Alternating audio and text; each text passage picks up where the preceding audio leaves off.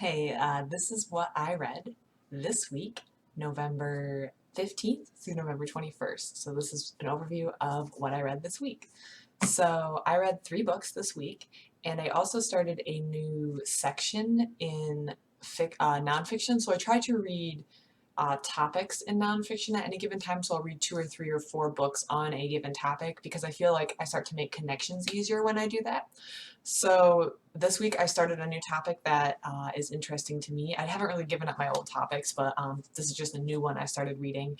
And so I read 2 books on my new topic, and I also read a third book. I only finished nonfiction this week, so I have no fiction books that I finished this week to talk about. I will also say that due to some new restrictions, my library is going to be closed for at least 3 weeks. So I actually went and stocked up this week to make sure I was going to have enough reading material for the next 3 weeks. But I'm also trying to ration my reading material, so hopefully I don't run out. So yeah, I have to keep things rationed. So the first book that I read this week was Mesopotamia, the Mighty Kings. So in my last, or not my last, I'm still reading in it, in my nonfiction reading topic of city development and urban planning and how we can have better cities, a lot of books would start with Mesopotamia, which is where a lot of early cities and early civilizations started. So after hearing it referenced a number of times, I realized besides what you get covered in your world history courses, I didn't really know anything else about Mesopotamia, and I wanted to be better versed in it, just because of how much of an impact, or how much things started there. So I decided I wanted to read on this topic, so I went to my library and looked at that section and saw what they have, and they really didn't have that big of a section on Mesopotamia and those ancient civilizations that occurred there, so I might have to place some holds to find some more library books on that so I can read it, read more on it. But this was the first one I read, so I really wanted to start with a kind of high-level overview of the topic because I wasn't very familiar with it.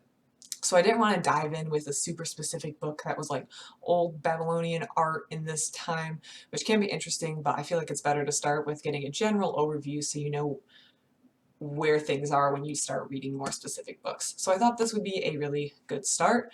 This is a very, very thin book. It almost reminds me of, I think they were called DK Discovery books. I read a lot of them as a kid. They would just be a book with a lot of text and pictures on different topics like ancient China. I remember checking that book out quite a bit, but they had a lot on different topics. This just feels like that for adults. This book is pretty short. I want to say 100, 250, 150 pages. There are lots of pictures, lots of art, not very big text, or not very small text, but I thought it was a very valuable overview, and it definitely got me started in the topic. So this just gives you a very, very high-level overview of the important events, the timeline, the chronology, both of the kingdoms and the civilizations and the city-states, but also the timeline of kind of how these were rediscovered in archaeology, where things are housed, basic core beliefs, and just the essentials to get you started. So I thought it was very valuable in this regard. However, I think really the only page I needed out of here was a very last page, which summarized all the different time sections. I don't know if you can see this. It just summarizes all the different time sections and gives you a brief paragraph or two that talks about what each section, the big highlights. This is just a 2-paragraph highlight for each section. So Old Babylonian, Old Assyrian, Middle Assyrian, Neo-Assyrian, Neo-Babylonian, Persian, and Hellenistic period. This is really what I was looking for, and I read an entire 150-page book, which was interesting, and I got to see a lot of art and pictures and artifacts.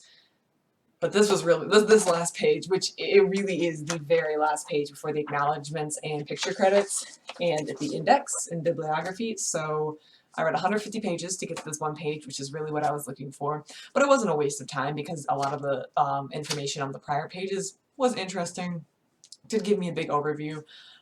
So yeah, I can't really knock it for that. It was just the last page in the book was really what I was looking for.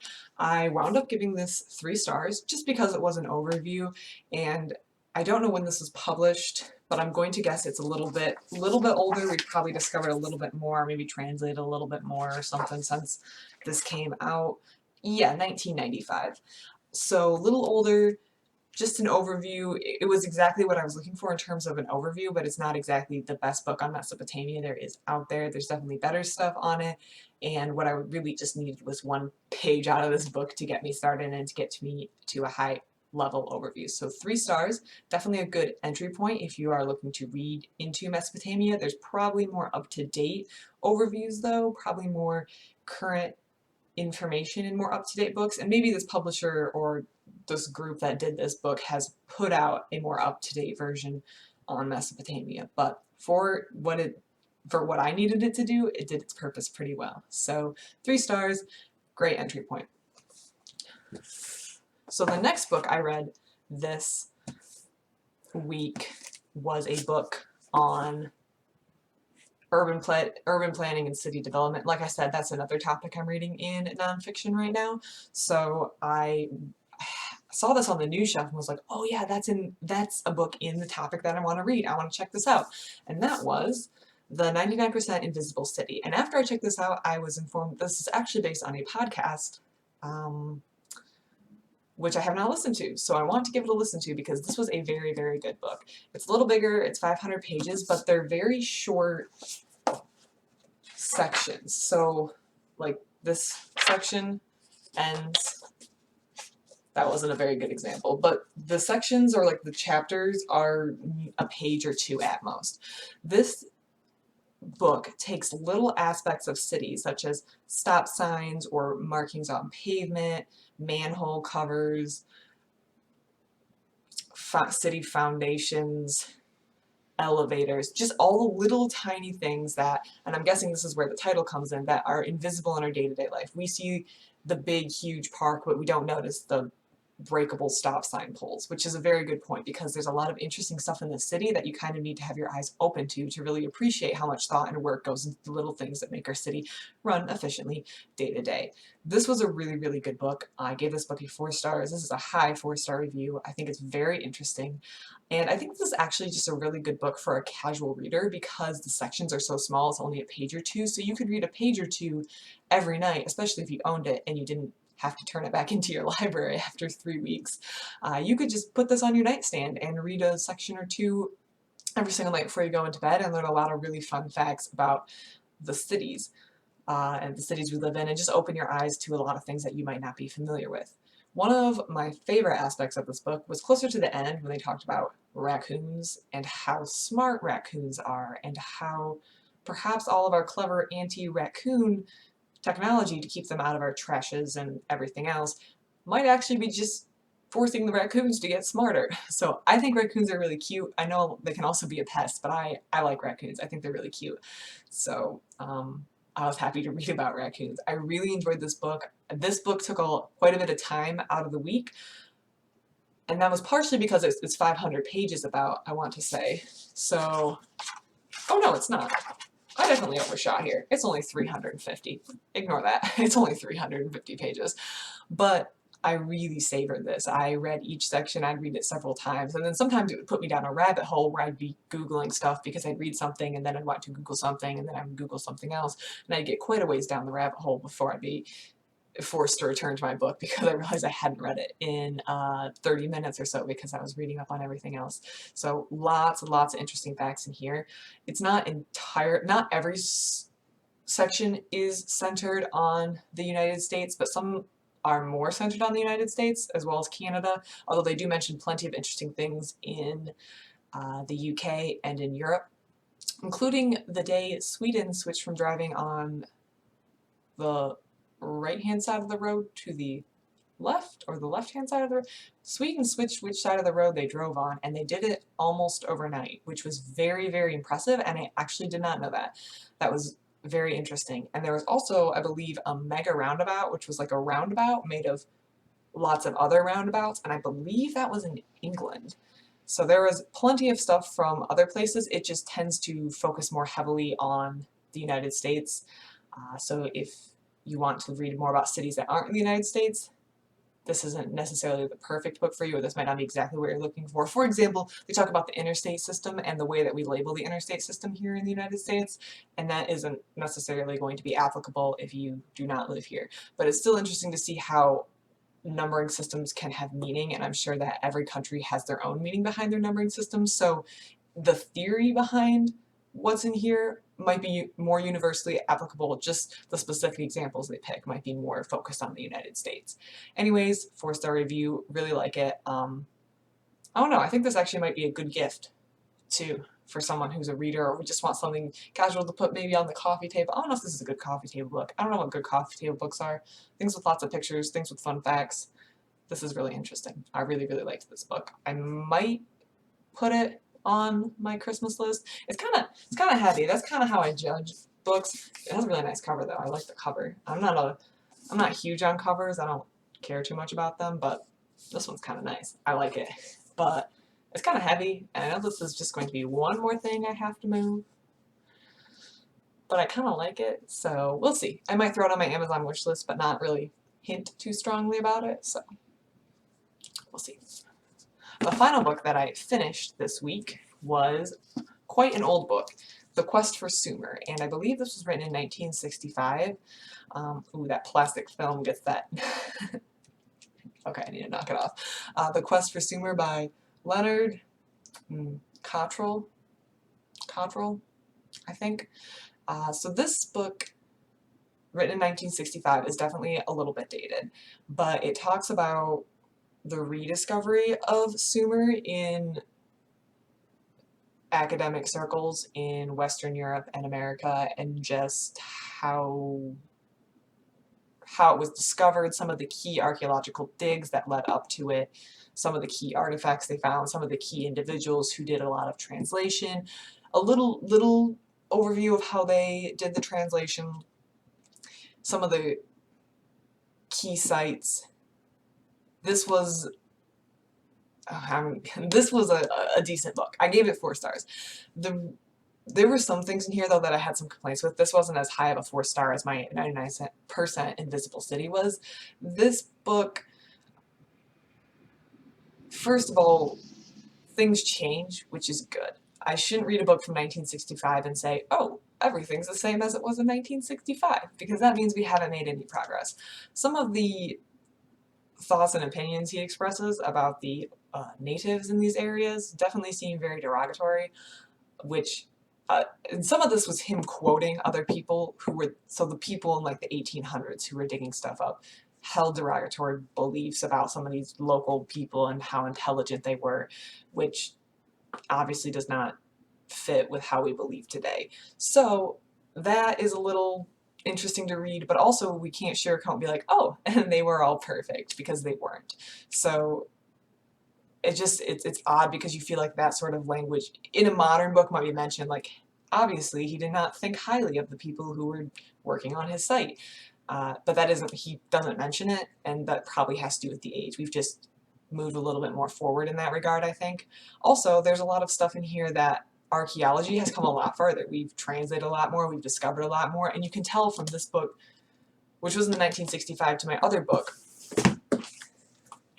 this one, which is also a pretty older book, over 20 years old at this point. This book is definitely, there's more advanced information, even though this is a thin overview, than this book, because we've just learned a lot more. But this book, I feel like, was very interesting, because it gave me a good idea of where things were in the 1960s. And then when I read more modern books, which I have a much more modern book on Mesopotamia, I believe much more modern than even this 1995 book, I'm going to be able to see how far we've come and kind of see what key discoveries got us from where we were in 1965 to where we are today. And that was very, very interesting. Also, what I liked about this book versus this book gave a lot of key dates or a lot of key information, but this one did give us a lot more information on like the day-to-day people. So who were the local I don't know what the word be, foremen, who were the local people who were hired, what was their role in discovering this stuff, not just the German professor or the French professor or the English professor or the American professor who led the dig. Who were the local people?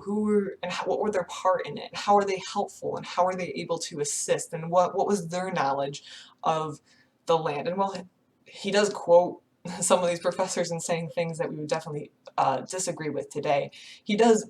The actual author, this author here, does mention a lot of these people and their contributions, which is very interesting and which wasn't covered in this book. And I don't think it's because this book intentionally glossed over that. I just think this one didn't have time in this small of an amount. They were just trying to get the facts on Mesopotamia and less so about the specifics of the archaeological dig. This was much more about how these discoveries came to light.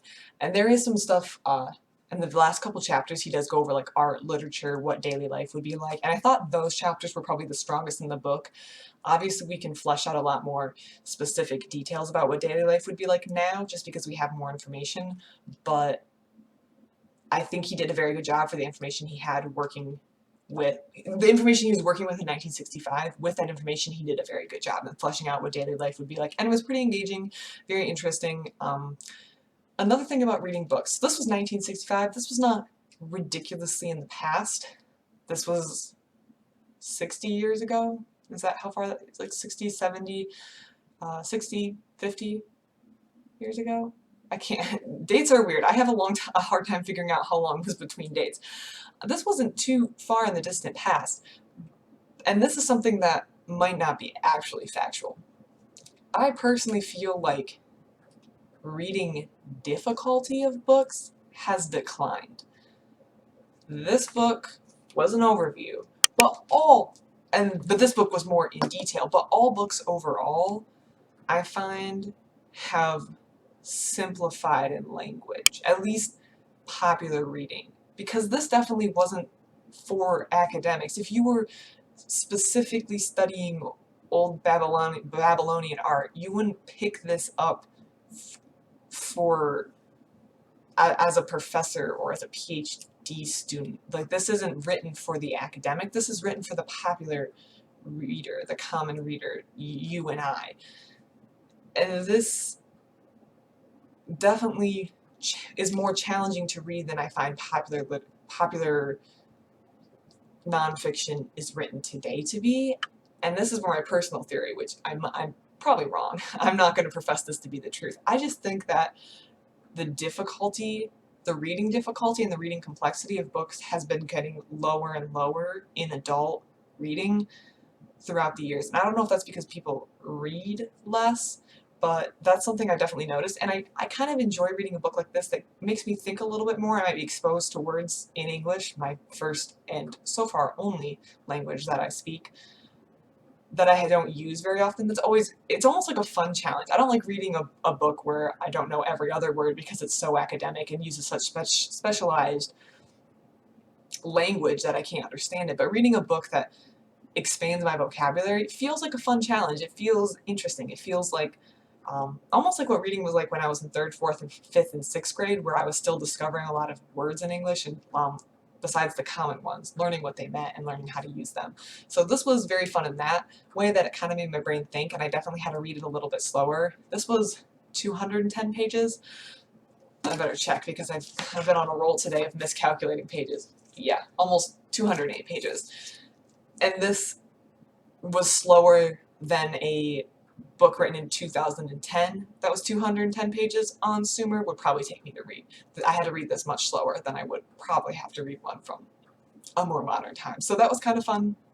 Challenged my brain a little bit. I gave it a 4-star, but again, a lower 4-star than the 99% Invisible City. I think now that I have my overview out of the way, which the 3-star was just because it was an overview, it's not, I don't expect to take anything away from it other than a base knowledge that I can build on it.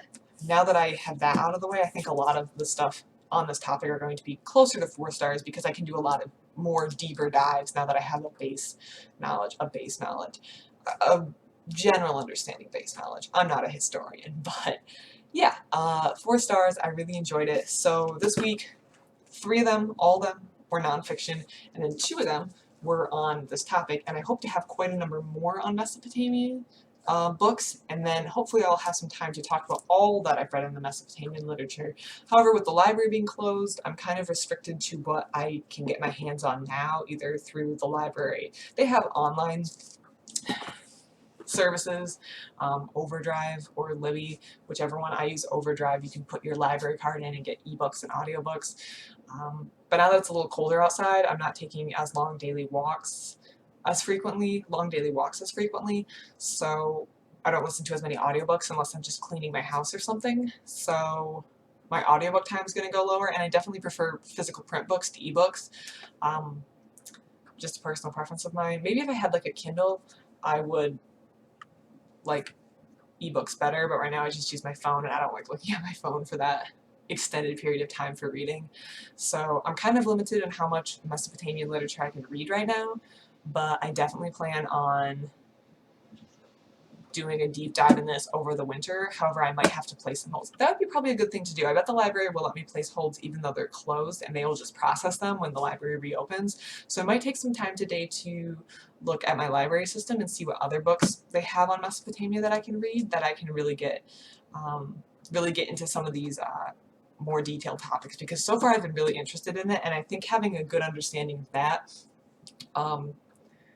will both help me in the, so having a good understanding of Mesopotamia and that culture and that civilization, how their city-states were run and how their cities were set up, both will complement my reading on urban development and city planning, because I'll have a lot of that historical knowledge, which cities change. That's definitely only a small portion of the city planning and urban development, but it is referenced quite frequently in the books I've found on cities, city planning and city development and the history of cities.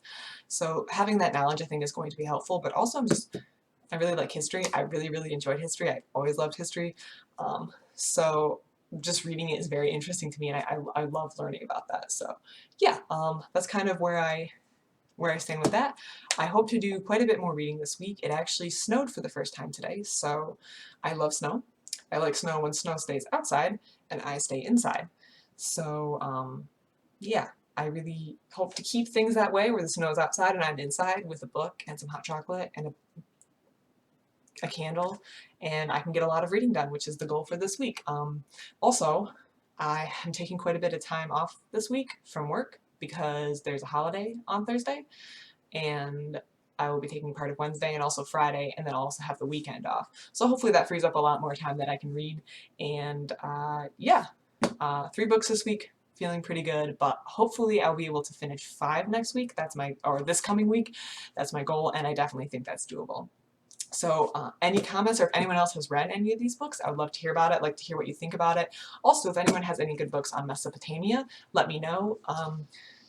I kind of have currently checked out all the books on Mesopotamia that my personal library has, but if you give me a suggestion, I would be happy to see if I can place a hold on that book from another library, or from the wider statewide library system, which I also have access to. So all suggestions are welcome, and I'd love to hear what you think about this. Have a great day.